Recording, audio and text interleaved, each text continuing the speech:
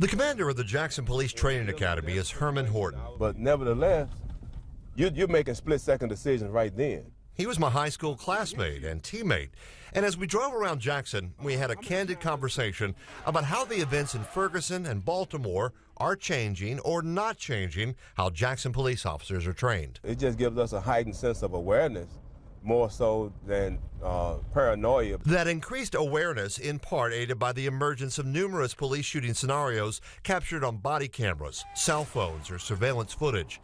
To show me how Jackson police are trained, he put me in front of one of their training simulators. Most of our scenarios are shoot, don't shoot. And we invited City Council member DeKeither Stamps to do it too.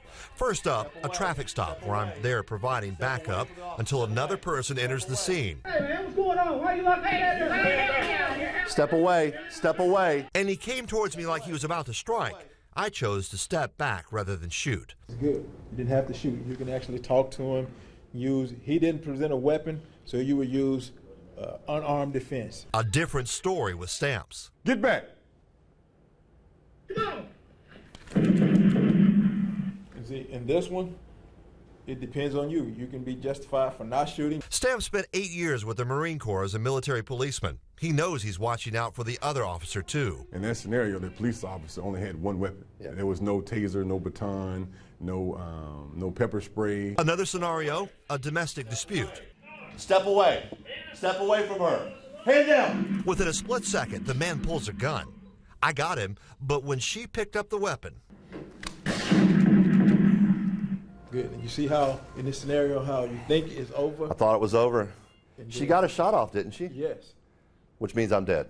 No. Or she wounded. May not have hit you. She could have hit you, could not. It depends. A different story with Stamps. He got them both. Well, they have to make split-second decisions that people will second-guess for eternity. And so it's a tough situation to put officers in. But it reminded both of us, despite the hundreds of scenarios laid out on a police simulator, things can change, certainly in real-life scenarios. If someone has a gun in their hand, that's a tough situation to put an officer in. He has to figure out what's the best route to go. He has to gauge the situation, and you can second-guess people all day long, but that's why you have to train them. You learn from other people's mistakes, and I'm not saying that situation in Ferguson or in Baltimore would be considered a mistake, but you learn from other people's situations. My old classmate told me those lessons are being added to the classroom instruction at the Jackson Police Academy. Everybody going to jail. And for the officers out there now, to try and prepare them for the unforeseen events that can happen to any officer at any moment. In Jackson, Scott Simmons, 16 WAPT News.